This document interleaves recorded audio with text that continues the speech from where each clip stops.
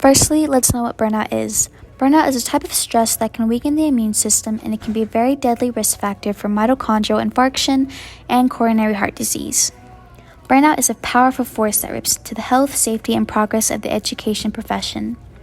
Teacher burnout has been a problem even before COVID entered the scene. What COVID-19 did was cause a hemorrhage to an already seeping wound.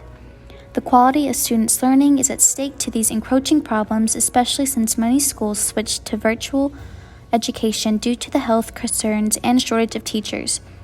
Grades, morale, and instruction took a steep dive during the Zoom. From February 2020 to October 2021, there is a steep 575,000 local and state education instructors that left their jobs. 65,000 teachers left in 1 month from September to October 2021. Even as the pandemic starts to subside, it's apparent that staff and teachers do not plan on returning to work due to the money and wages that teachers make.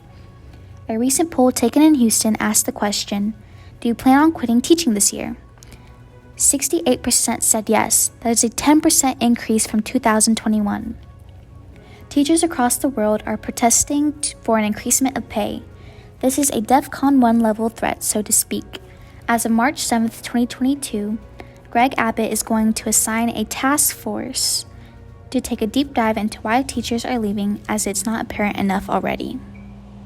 Okay, could you please introduce yourself? I'm Dr. Kasimu. I teach biology and environmental systems here at New Tech High School. Okay, and what made you pursue this career? Honestly, my nieces and nephews. I also operate on the Ghanaian principle of Sankofa, or rather a drink a symbol of Sankofa, which basically means go and bring it back. And so the idea is that when you leave the village, you're supposed to go and bring back the knowledge that you have earned or learned outside of the village. And so that's why I teach. Okay, do you have any further aspirations? At some point, I want to have my own school. I want to have my own public health high school because much of the issues that adults in the United States and probably worldwide face are due to the fact that they were not taught how to properly take care of themselves. And so if you catch people when they're younger, they're more likely to know how to take care of themselves when they're older. Because kids who don't know how to take care of themselves grow up to be adults who don't know how to take care of themselves. Beautiful, beautiful aspirations.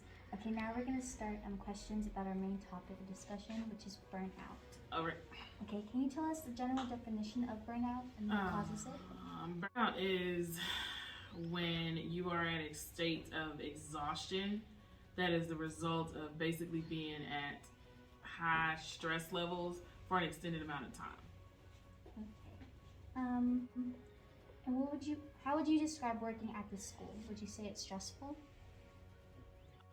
It was a little stressful for me in the beginning just because I was teaching 2 new subjects that I've never taught before and teaching them in a manner that I've never taught before because I've taught, with like basically traditional with like project enhanced type things, but I've never taught through projects.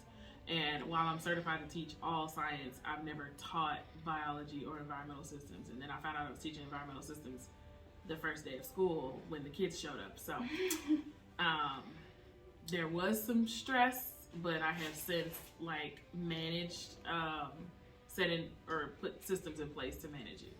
Okay, and do you believe COVID is a big factor of the stress or strain on everyone? Yes. Yes, okay. For sure. In recent years, have you experienced or seen peers undergo moments of burnout? Absolutely. Absolutely, okay. From September to October of last year, 65,000 teachers in the United States abandoned their jobs. And this mass exodus temporary, or is it going to snowball into even bigger numbers? It's most definitely going to snowball. Because not only are we having to deal with COVID regulations and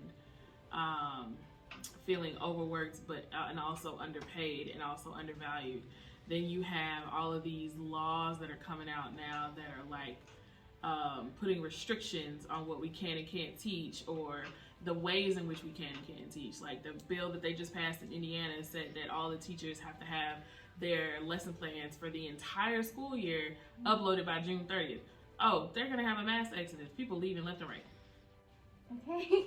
In your professional opinion, what solutions do you believe could help solve this wide set of teacher burnout? One, pay teachers what they're worth, first and foremost. Two, invest in intentional social emotional learning, and not just for students, but for staff as well, and actually invest in teaching staff how to enact SEL, not only just for themselves and like self-care practices, but also like translating that to students. And then letting teachers have the agency to teach like we're supposed to. Okay. I think those are all the questions we have. Thank you. You're welcome. Very good.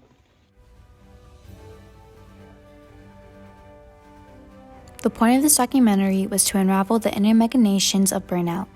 From all the data we have on hand to an informal interview with the phenomenal Dr. K, public instructors have one of the hardest jobs I've seen. They are given the job to shape and mold the future generations to become clogs in a giant machine that is society. All while being underappreciated, underpaid, and backed by a system that seems to loathe them. Most of the time is indeed a thankless job. I've seen instructors hanging on by threads, moments away from mental crash. I know the situation seems harrowing, but that's because it is. To all the students viewing this, I want you to know that there is something you can do. Just be empathetic. Know that there is a time and place for everything. When you come to school, come prepared, neutral, and ready to learn. Even if you despise school or don't want to be here for whatever reason, pack it in, move on. Maybe toss a gift or keepsake their way. While further investigation is needed to see just how detrimental this dilemma will be, you don't need a scouring ball to see where this is going to go. This is a fight that will rage on for years to come, and it's larger than you and me. The general public has dubbed this the Great Teacher Resignation. The numbers continue to hemorrhage. This will be solidified in history books when the time rolls around. Are we doomed to follow the same steps the Romans made centuries ago and usher in a new dark age? Maybe our grandkids or even great-grandchildren will learn about it. That's only if any teachers will be around to educate them.